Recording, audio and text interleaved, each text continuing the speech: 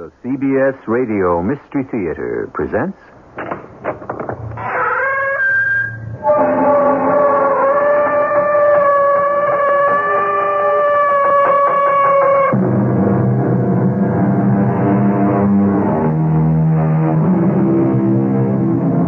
Come in. Welcome. I'm E.G. Marshall. Many of us in our work reach out for the unknown. A scientist involved in research is sometimes astounded by the results of his experiments. They turn out in ways he would never have predicted.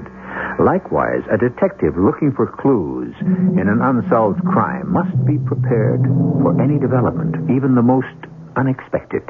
These, Lieutenant, are the people whose backgrounds our organization was asked to investigate. The names of the 4 murdered men are all on this list. Yes, it would appear, then, that the person who requested us to investigate is behind the killings. Do you have his name? Yeah, it is right here. Hey, there must be some mistake. This name isn't possible. I can assure you that this is the person. Why? Do you know him?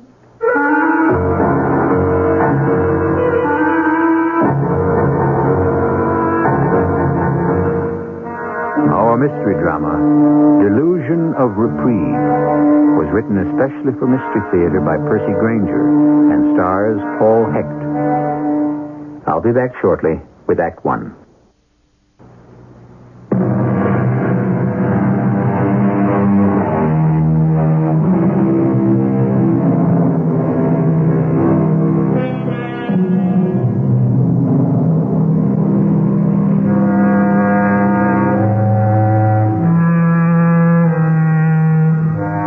A detective deals in that most elusive of all areas, human motivation. How easy it can be to conceal the desires that motivate us, to tell a lie, to cover up our true thoughts and feelings, to hide, in fact, who we really are, and how difficult that can make the detective's job of ferreting out criminals. We're in the locker room of a police station in a suburb of a large industrial city. Hey, good morning, Lieutenant Bernstein. Welcome back. Oh, Peter, thank you. How is your father now? Well, the operation was a success, but his heart is still weak. You look pretty tired. Yeah, I was at his bedside the whole time. The doctor said it was only my being there that kept Dad's morale up. Oh, wasn't your mother there? No, she's been dead for many years, Peter. She died before we left Europe during the war. Oh, I'm sorry. Yeah. Well, how you been? Oh, my arthritis keeps getting worse. Makes it harder all the time to tend to my custodial duties around the station house. Haven't you ever thought about retiring? Oh, what good would that do? Now I've got my arthritis and my job. If I retired, I'd just have my arthritis. Yeah, that's true. Captain Nolan in yet? Oh, yeah, he's already in his office. Any action around the precinct while I was gone? Oh, he didn't hear him. Well, I haven't seen a newspaper since I left. There's been another murder 2 days ago. Another one? Like the others? Well, seems to be. But, judging from the expression on Captain Nolan's face, there still aren't any real leads. Yeah, well, excuse me, Peter. I'd better get down to his office. Captain, the lab reports just came in on that latest murder. Thanks, Florence. Mm-hmm. Mike said he'd be back today. Have you seen him yet? I think he's in the locker room. Hello, Tony. Oh, hiya, Florence. Well, speak of the devil. Mike, how's your father? Well, it's still touch and go, but he's okay for now. Did you hear we've been visited by the phantom murderer again? Yeah, Peter Fleming told me. If you gentlemen will excuse me, I'd better get back to the front desk. I'm glad you're back, Mike. Thanks, Flo. Well, what's the story on this one, Tony? Well, the guy's name was Thomas Heinrich. Florence just brought in the lab reports. Anything that links this killing to the others? Same method. Shot from the front at close range. Yeah, like the killer might have known him. Or wanted to confront him for some reason before pulling the trigger. Yeah, what does ballistics say? Well, the bullet that killed Heinrich came from the same kind of semi-automatic pistol that was used on the others. 4 murders in less than 2 months in a town that normally has 1 or 2 murders a year tops. Yeah, but what's behind it? These four men had nothing in common. They didn't even know each other, so far as we can tell. Now, the FBI has checked for possible interstate activity, mob connections. Nothing comes up. I don't suppose Heinrich was robbed. No, neither were the others. Well, it is possible that the murderer is picking victims at random. Yes, but not likely. Mass killers generally follow one or two patterns. Either they hold themselves up somewhere and start blasting away at everything that moves, or they choose their victims because of something they all have in common and kill them one at a time over a period of months or even years. Well, following that prescription, we seem to have a representative of the second variety on our hands. Yeah, but what is the link? 3 of the victims were married. 1 wasn't. 2 owned their own small businesses. The other 2 worked in factories. Now, if the murderer is picking his victims at random, it means we're helpless until he makes a mistake. And what was Heinrich's profile? Oh, here, look for yourself. He seems to have led a simple enough life. A hard-working, middle-class guy. Owned his own paint store. Nothing out of the ordinary. It says here he was a naturalized citizen. Oh, yeah. He and his wife immigrated here from Germany. Weren't the other 3 victims also immigrants? Mike, that profile fits 80% of the people in this town. Well, your own father was an immigrant. Hey, look. Look, here's something else. What? Heinrich had a police record. Yeah, that. He was booked once for a brawl in a bar over on the south side. I checked it out. It was, 15 years ago. The bar isn't even there anymore. Well, it is interesting, though. Why? As I recall, the others all had police records, too. Well, they'd all been arrested once on various minor charges, so what? I've already considered that possibility. Heinrich was arrested in 1963 for brawling. Schulman was arrested in 1958, and Blotz in 1972, both for drunken driving. Let's see, the first victim, Gregor Wyszynski, was booked in 1958 in connection with some labor dispute at the factory where he worked. That's a 14-year spread, and the offenses are totally unrelated. What can you possibly make out of that? Nothing. Nothing yet, anyway. But anything these men had in common ought to be kept in mind. Obviously, we're up against a very clever person. I don't know, Tony. I almost think the guy's a lucky amateur. Why? He hasn't left a single clue, and there's yet to be a single witness. We're looking for patterns, right? Well, we'll look at this one. The first murder was 2 months ago. Then for 4 weeks, nothing. Then the second murder. And this time, in less than 2 weeks, the third, and a week later, the fourth. It's almost as if he were gathering courage. But what is it this guy's after? What's driving him to kill? He doesn't like immigrants from Central Europe? Oh, terrific. There are 40,000 of them in this town. Is he planning to kill them all? Yeah. Have you interrogated Heinrich's widow yet? No. Get your hat. That's where we're going now.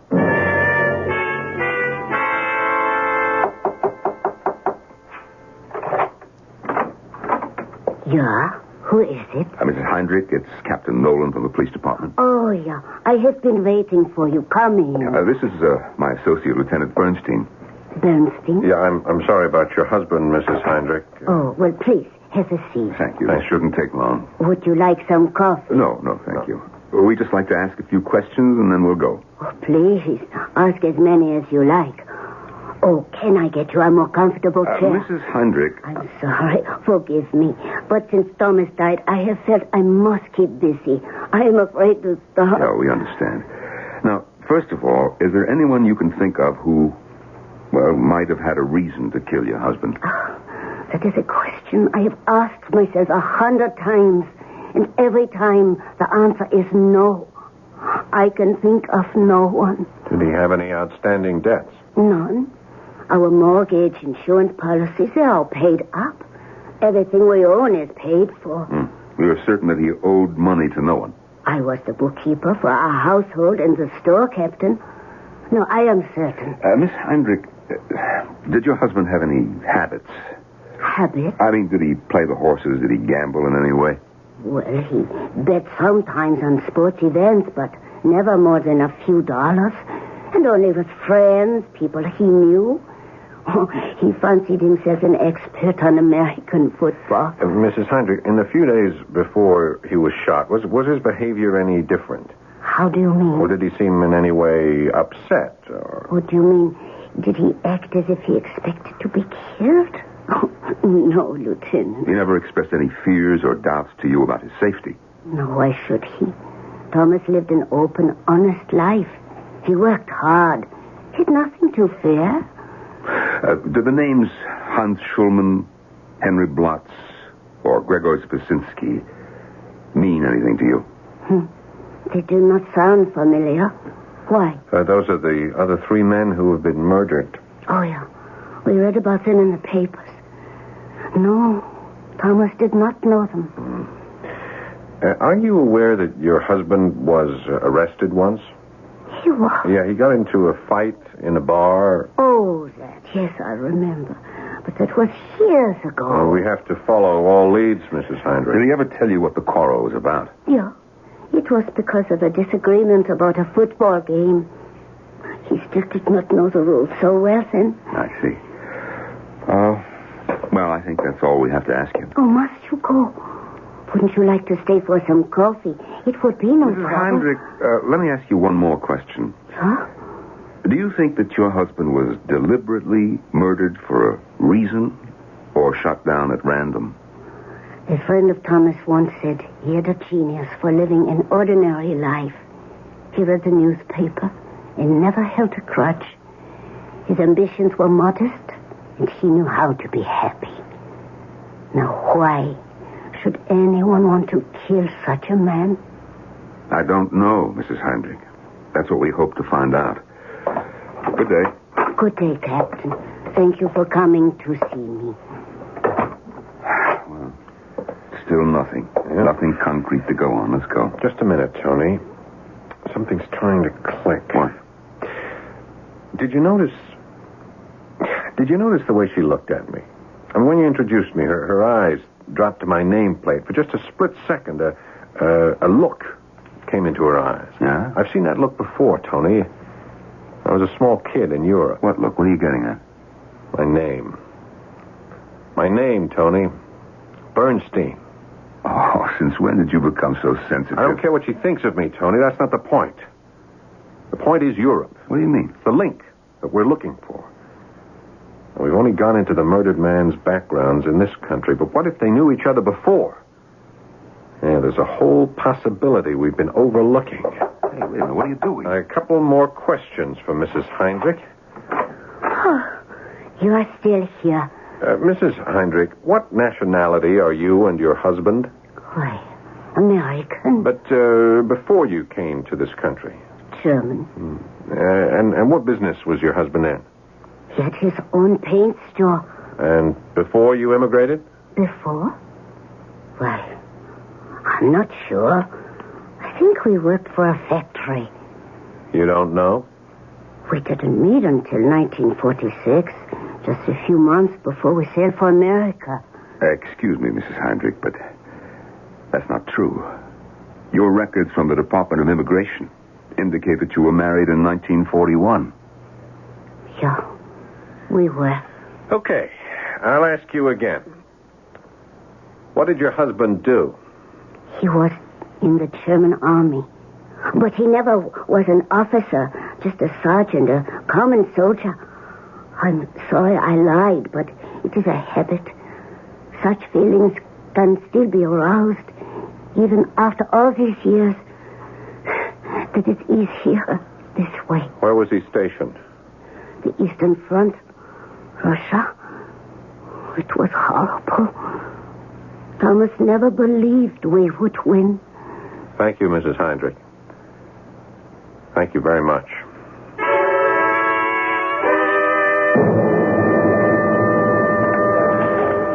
Florence couldn't leave the front desk, Lieutenant. She asked me to bring you the files on those 4 murdered men. Oh, thanks, Peter. Peter, would you stop by my office tomorrow morning before work? I've got to speak to you about something. Well, certainly, Captain. Thanks. Mike, I've got those files memorized, and I can tell you right now that you're not going to find anything that matches. Heinrich and Schulman were German, okay? Blotz was Romanian, and Basinski was Czechoslovakian. And look, they immigrated as early as 1946 and as late as 1962. But all after the war. I think it's a lead worth following up, Tony. I'd like to contact Interpol headquarters in Paris and see if they can come up with more information on these men. Go ahead, but don't hold your breath. If these 4 had anything in their past they didn't want known, they'd probably change their names long before they left Europe. A lot of people did that, I know. If my hunch is correct, these men didn't. And that's why they're dead.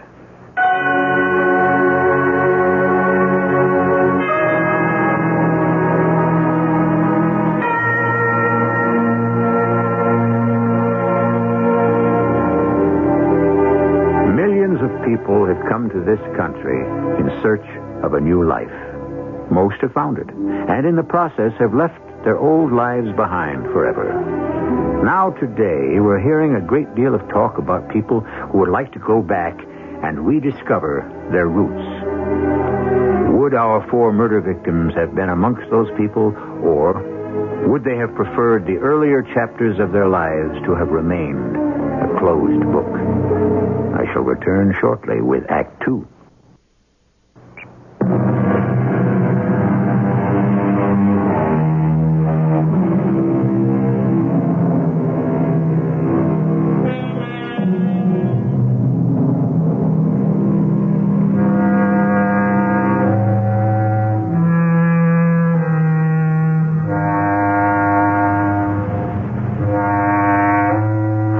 Unsolved murders. 4 men who apparently did not know each other, who apparently had nothing in common except the manner in which they died, all killed by bullets from the same gun. But was there another link between them, a link somewhere in their pasts? And more importantly, will such a link, if it exists, lead the police to the murderer before he strikes again?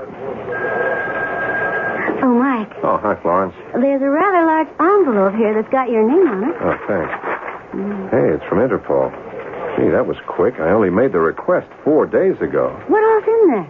Oh, 4 complete dossiers on the 4 men who were murdered. And every one of them contains photostated copies of old records. Hey, I think I found what I'm looking for, Florence. Is the captain back from lunch yet? He's in his office. Tony, we've got our answer from Interpol. Already? And I think I found the connection we've been looking for. It seems Maria Heinrich didn't quite tell us the whole truth. Her husband was in uniform, all right, but not in the regular German army. He was a member of the Schutzstaffel. What's that? Hitler's elite guard, otherwise known as the SS. But more than that, he was in a branch of the SS known as the Death's Head Battalion. Or didn't they have something to do with the concentration camps? Yeah, they ran them. Ah, so that's what Thomas Heinrich, the genius at ordinary living, had in his past. What about the others? That's it. That's the link. It's the same story on every one of them. It's all here in these dossiers. All were in the SS, and all were guards at concentration camps. And 30 years later, someone's caught up with them. Well, that's the way it looks. Well, it could be just a coincidence. Or it could be the first real lead we've had. All right, let's go with this assumption for just a moment. Right away, it raises questions. How so? Well, look here. In the first place, no 2 of the dead men served in the same camp. Heinrich was at Treblinka in Poland, Blatz was at Dumanovka in Romania, Wyszynski was at Dachau, and Schulman was stationed at a labor camp in France. Yeah, but people were transferred from one camp to another. Yeah, but 4 times? Yeah, very few would have survived that long. So, it's unlikely the murderer would have known his 4 victims personally. And he could be working for a larger organization. Perhaps. But that brings up another problem. All the Nazi hunting outfits we know about only go after high-ranking fugitives, the men who were behind the whole machine. Heinrich and the rest, they were all common soldiers. According to these dossiers, none of them attained any rank higher than sergeant. But there would almost have to be an organization behind this, Tony. I mean, how else could you get this kind of information on people? Look at the resources you need, the hours of research, the amount of traveling, the credentials to gain access to confiscated Nazi files. No one person could do all that by himself. So, either we've stumbled onto a new organization whose very existence hasn't even been known until now, or one of the older groups is broadening its sights. There's a big difference between hunting down a handful of top Nazis and going wholesale after the hundreds of rank and file. Yeah, well, they were all part of it, weren't they? Yeah, I suppose they were. Well, even if we are on the right track, none of this helps us answer the question, where do we go from here? Who do we protect? No one's going to admit that he was a member of the SS, and asking Interpol to research the background of every person who's immigrated here since the war is hopeless. Yeah, 30 years later. And now the hunters are the hunted. Mike, how do you feel about this? What? Well, what do you mean? Well, you do agree, don't you, that these killings have to be stopped? Tony, what are you trying to say? Mike, I know you lost your mother and most of your family in those camps. If you feel that you can't pursue this case in good conscience... I'm a police officer, Tony. That's my job.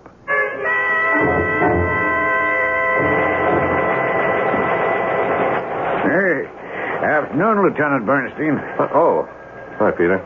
Do you mind if I go ahead with my cleaning up? No. Go ahead. Is, something the matter? You're usually gone by now. It looks like we've come onto our first real lead on those murders. Well, isn't that good? Well, if our assumption is correct, there's a part of me that isn't sorry those men are dead. Does it surprise you to have such feelings? I was brought up to respect the law, Peter. Religious and secular. And now you're afraid, huh? Afraid? Well, that inside the man you've been taught to believe you are, there lingers the shadow of a primitive ancestor. Yeah. The one who said an eye for an eye. Well, there are always two possibilities to everything, aren't there? Maybe. But I don't see how it helps. Well, the lead you've discovered, either it's correct or it's incorrect, right? Right. Now, if it's incorrect, you've nothing to worry about. And if it's correct? You have no way of knowing that for certain until you caught your criminal, right? Right. So why worry about it now? You know, Peter, I had a great-grandfather who reasoned the way you do. Well, you see, it helped him to live to be a great-grandfather. He died in a concentration camp. His reasoning did him no good there. How do you know? The mind is a wonderful thing. It can lift us out of the heaviest chains. Of course, the mind can also be unbelievably stupid and decide quite arbitrarily that a person is unfit to work because of his age. What? Oh, that talk I had with Captain Nolan this morning. Apparently, there's a new law that makes it mandatory for certain state employees to retire at 65. Oh, gee, I'm sorry to hear Well, that. I told the captain the law didn't apply to me. I'm not 65. I said I'm 73. You know, the silliest thing is, if you applied that law to the judge who upheld it, he'd have to retire, too. Yeah. Well, there must be other things you could do, Peter. You're obviously an educated man. Oh, in my native Holland, I was a doctor of jurisprudence. But when I came to this country, I was too old and too lazy to set about learning a whole new legal code. Yeah, this job means a lot to you, doesn't it? When you leave here at night, you go home, don't you? But I have no home to go to. Just a hotel room I rent for the month. Hey, I never knew that, Peter. Oh, it's not so bad. See, I've come to consider the police station like a home. The various rooms are like parts of a house, and you and the others, well, you're just like my family. You don't have any family of your own? No, they're back in the old country. Oh, don't you keep in touch with them? If you'll excuse me, Lieutenant, I'd better get on with my work. Yeah, look, I'm sorry, Peter. I didn't mean to pry. Oh, that's all right. Yes. It's late. I should be getting... I should be going, too. Good night, Peter.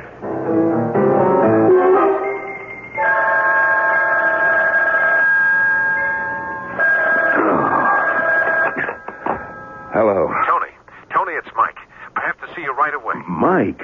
But it's 4:30 in the morning. Where are you? I'm at Kermit's Diner on Parsons Boulevard. Are you all right? What's happened? Well, just meet me here as soon as you can, okay?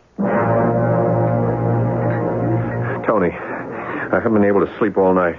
All right, Mike. Now, what's up, huh? How was Interpol able to respond so quickly, huh? What? But on Monday, I telexed to them the names of 4 men and asked them to develop whatever information they could. That's a process that should have taken 2 weeks minimum. And yet we heard back from them within 4 days. Now, why? So they're efficient. You woke me up for that? But don't you see what I'm getting at? I think there's only one way they could have responded that fast. If they already had dossiers on those 4 men in their files. And if that is so, there must be a reason why Interpol has dossiers on them. And someone at Interpol headquarters must know what that reason is. All right, it's now 5 a.m. Don't remind me. That means it's noontime in Paris. Now, if we get a wire off now, we should have a response later today. Mike, you don't have to prove anything to me. What do you mean? We're after a killer, aren't we? So what if the men he's killing were the cogs in a machine that destroyed 6 million people? He still has to be stopped. Now, that's the law. That's our job. Mike, calm down, huh? All right, I'm sorry. My mind's been on fire all night. I feel like I'm racing with myself. Yeah, you know, there's part of me that just wants to sit back and wait until the murderer strikes again so we can double-check our theory. Mike, go by the station and send the wire to Interpol. And then go lie down on the couch in my office and try to get some sleep. This case, Mike, well, it could go on for a long time. Don't let it get to you.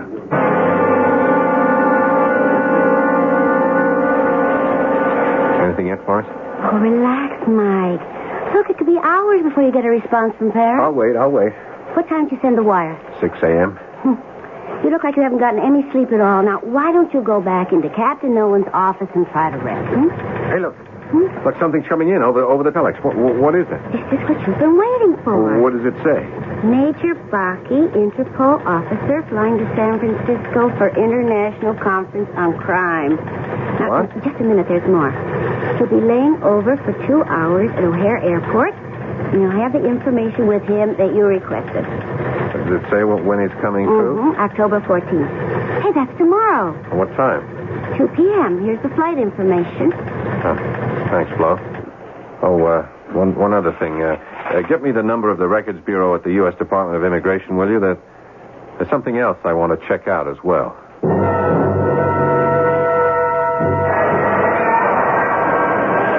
Lieutenant Bernstein? Yes, Major Baki. How do you do? I'm sorry my flight was late. Yeah, I appreciate your cooperation, Major. Shall we have a seat over there? If it is all the same to you, I prefer to stay on my feet. I have been sitting on a plane for 8 hours. Yes, of course. The information you desire does not come from my department, but I have been briefed, and I hope I can answer all your questions. Now, you wish to know about certain Interpol dossiers. Yes, I do. Tell me, did they exist prior to our department's request for them? Yes, he did. And why? Why? Oh, that is very simple. Because we had already been asked to investigate these men some months before. But, in fact, we were asked for information on many more men than just these 4. You were? Yeah, I have brought a copy of the list with me. Here it is. Thanks. Why are some of these names crossed out? Those are the persons we could not trace, for whom no records could be found.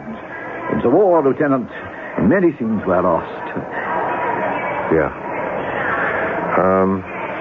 Why do some of these names have another name beside them? Some of these people changed not only their country, but their identity. And how were you able to trace them? Through their fingerprints. The original request was accompanied by certain information on the persons, including their fingerprints. Yes, of course. That's why only people who'd been arrested have been killed. Pardon? The person who requested these investigations, do you have his name? I should have the order here somewhere. Did you say these men are being killed? Yeah, 4 of them are now dead. So the others, they are in danger too. Possibly. I see. And you think that the person who made the request... here's the order. Why, this is most strange. What? The person who asked for the investigations, he's from your own police department. What's his name? Nolan. Captain Tony Nolan.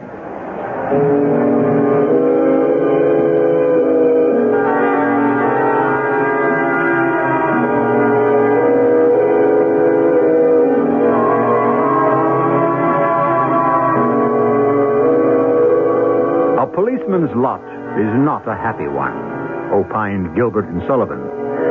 That is surely true for Lieutenant Mike Bernstein at this moment.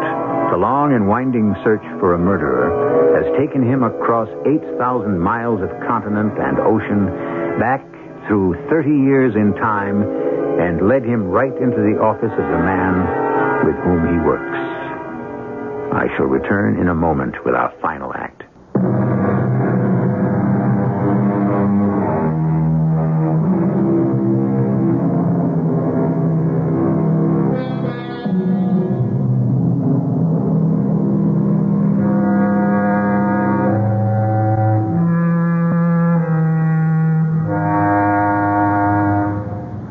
Circumstantial evidence is a curious thing. It can point overwhelmingly to a certain conclusion, yet, by definition, circumstantial evidence is always incomplete. It offers no smoking gun. And mystery fans know that many a story turns on the old adage, things are often not as they seem. The only problem is, just as often, things are exactly as they seem. So, which is it to be in our story? Well, that would seem to turn on what Lieutenant Bernstein decides to do next. But unfortunately, we won't find out just yet what that is. For when he returns to the police station, another shock awaits him. Mike? Hi, Florence. Is the captain in? He's waiting for you. Thanks. Well, was your trip to the airport successful? Yeah, I missed the rush hour traffic. Oh? The fellow from Interpol wasn't any help, huh? They gave me some information that's wrong. That has to be wrong. Well, I hope you don't mind the drive because you're going back out to the airport in the morning. Oh, no. What for? You remember that officers' exchange program you applied for several months ago? Well, it's come through. Exchange program? You're going to New York City for 6 months. Nah. I'm in the middle of a case. I can't go now. Whose idea was this? Yours. No, Florence. No, this timing is just a little too neat. It's too convenient. Mike, it's an honor to be selected for this program. Someone must have pulled some strings. Well, I'm just the desk sergeant on the day shift. Was it Tony, Florence? What? Was it Captain Nolan? I mean, is he behind this? Oh, Mike, no matter how it came about, you know you deserve it. Is he? Well, just between us, Mike, I think the captain did make a few calls on your behalf. He knows how much you wanted it. I'll bet. Thanks, Flo. Oh, Mike, wait a minute. Something came for you while you were out. Oh, what? A wire from the Department of Immigration. Oh, thanks. Well, aren't you going to open it? Later. I have a couple of things to discuss with the captain first. Tony? Oh, Mike, how is your... Why am I being sent to New York? What? Florence says I'm going to New York tomorrow. Oh, yeah, congratulations. It's that exchange program you applied for. Yeah, I know what it is, Tony. What I want to know is why now? Well, you've been on the waiting list for months. Why are you trying to get rid of me? What? Florence says you made some calls. Now, is that right? Well, yes. Why? Why, Tony? Okay, Mike, I'm sorry. Maybe I'm wrong, but I had to use my best judgment. What are you talking about? Have you looked at yourself in the mirror today? Don't change the subject. I'm not. Mike, you are a mess. You're unshaven. You look like you haven't slept. I haven't. All right, then. That's my point. Your wife called me today to find out if I knew what was happening to you. Well, what did you tell her? This case is putting too much stress on you. That's not true. Isn't it? Ever since we discovered the truth about those murder victims, you've been half crazy. Tony, am I doing my job or not? Mike, you are trying too hard, and sooner or later it's going to catch up with you. I am a police officer. I am trained, and I am in control of myself. You also lost your entire family except for your father in the concentration camps. Oh, Mike, I'm sorry, but I really don't want to watch you going through this. Your orders are being completed for the exchange program. You and Betty will leave as soon as all the arrangements are settled. Now, what about your meeting with Major Baca? Did you find him? Yeah. Well, what were you able to learn? Nothing.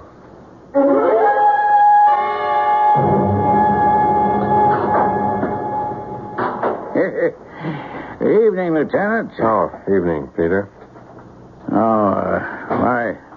Why are you cleaning out your locker? It isn't Friday already, is it? No, I'm being sent to New York on an officers' exchange program. Oh, I see. I'd like to say congratulations, but I can tell by the tone in your voice that's not what you want to hear. Look, we're sitting on top of 4 unsolved murders, Peter. It isn't the best timing in the world. Well, you know what they say about bureaucracies. They were invented by people who had nothing better to do than to frustrate those who did, eh? How long will he be gone? About 6 months. 6 months, huh? Well, then, I guess we'd better say goodbye. What? Goodbye. See, I'll be retired by the time you return. Oh. Well, I'll miss you, Peter. I've enjoyed our talks. I enjoyed them, too. Sorry you had to put up with so much from an old man. Peter, do you have a minute? Sure. All the time in the world. The dust will wait. Now, Peter, suppose I had proof on a guy that he was guilty of a crime I was convinced he hadn't committed. Well, and I'd say that either there's something wrong with your proof, or you're a bad judge of human nature. But I have the evidence. I got it in black and white. But you don't believe. I don't know. I was convinced of his innocence. That is, until I talked to him. Well, you confronted him. No. Oh, maybe you should. That might be your answer. He'd never confess. He may not be guilty. How could I be sure? Well, now, is this person a friend? Yeah. Close friend? Yeah. Then it seems you must confront him. Otherwise, for sure, the only thing you'll ever be certain of are your suspicions. Yeah. Thanks, Peter. Oh, that's all right. Oh, you dropped something, Lieutenant. What? Oh, yeah. Oh, that telegram Florence handed me. I'd almost forgotten about it. What is it? More bad news? I'm afraid so. It's a wire that confirms something I'd almost forgotten about. You're right, Peter. A direct confrontation is going to be the only way to deal with this. Oh, Mike, I'm glad I caught you before you left. Are you? Now, look, you're going to be gone for 6 months. We aren't going to see each other. And I don't want you leaving under a cloud. Who says I'm under a cloud? Perhaps I ought to go clean up some... No, Peter. No, I want you to stay. I'll need a witness. A witness for what? Why are you getting rid of me, Tony?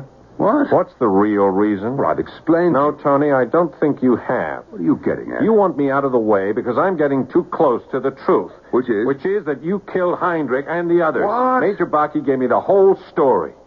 Now, you sent a list of names to Interpol and asked for investigations into their pasts. The 4 slain men all appear on that list. I sent a list. Well, this is crazy. Is it? Now, here are some photostats the Major left with me.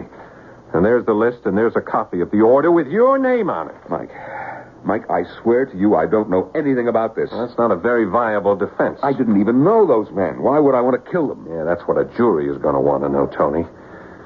I'm arresting you for the murders of Thomas Heinrich, Hans Schulman, Henry Blotz, and Gregor Zbazinski. Mike, come off. I've had my eye on you for a long time, Tony. Why? You got a gun collection at home, don't you? Well, you know I do. You've seen it. And in that collection, you got a semi-automatic like the one used in the killings. No, I don't. A Croydon Spitz 38. You weren't very smart to use it, Tony. There's not many of those around anymore. What are you talking about? You thought you could get me off your back, didn't you? Well, I got an airtight case that's going to send you to the chair for the murders of 4 men. Lieutenant, you're making a mistake. I don't think so, Peter. I know exactly what I'm doing. Captain Nolan didn't kill those men. I did. I know. I know you did, Peter. You killed those men, Peter? Yes, Captain. How did you know, Lieutenant? Well, you told me yourself. You said if I was certain my friend was innocent, then there must be something wrong with my evidence. If Tony didn't send that list to Interpol, then it had to be someone with access to Tony's identity, his badge number, and the police department telex code. Now, let me take a look at that list. They're all from our files. I first began to suspect Peter yesterday when he was reluctant to talk about his family. I called the Records Bureau of the Immigration Department in Washington. This telegram here is their response. What does it say? It says they have no record of a Peter Fleming who immigrated from Holland. What's your real name? Obradovich. Piotr Obradovich. I'm from Poland. And your family? My family? Lost in the camps during the war. My wife, my 4 children, my mother and father. even my brothers. And you were the only survivor? Yes. But, Peter, the men you killed weren't responsible. They were from the very lowest echelons of the SS. The camps couldn't have been run without them, could they, Captain? Every person is responsible for his actions. Taking orders can be as much a crime as giving them. Mike, what was all this nonsense about my owning a gun like the murder weapon? I knew Peter would never just confess. But I didn't think he'd be able to stand by in silence while an innocent person was accused of his crime. I was right, Peter. Your sense of justice did run deeper than your thirst for revenge. The 4 men I killed lived for 30 years under the delusion that they had escaped all culpability for their crimes. And I disabused them of their delusions of reprieve. I have no right to expect to escape the same fate myself.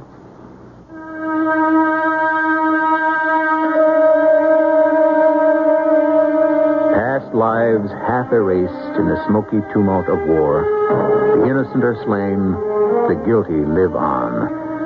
The temptation for retribution is strong within us, and indeed no person ought to be allowed to go free from his crimes. But in Peter's case, the men he killed will not return his family to him. He would have done better to heed Longfellow's dictum. Let the past bury its dead. I shall return in a moment with a final word.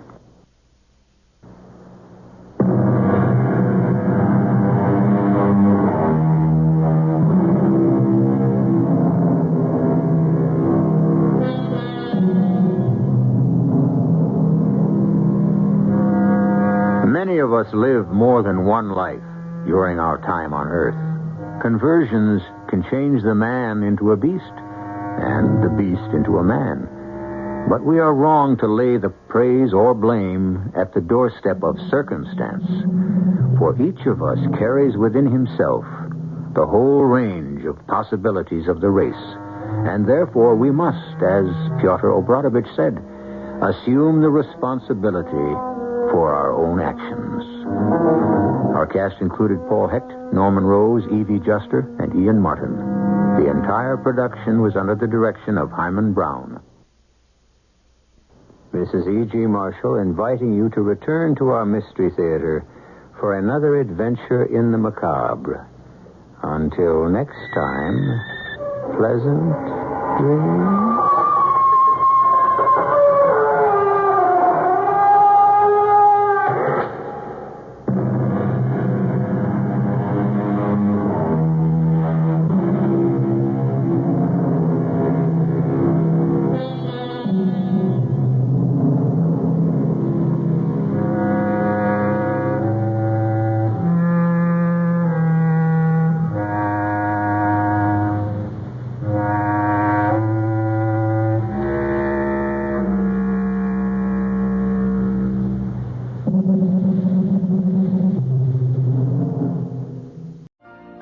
You've been listening to the OTR Gold Network. Find more classic radio at otrgold.com.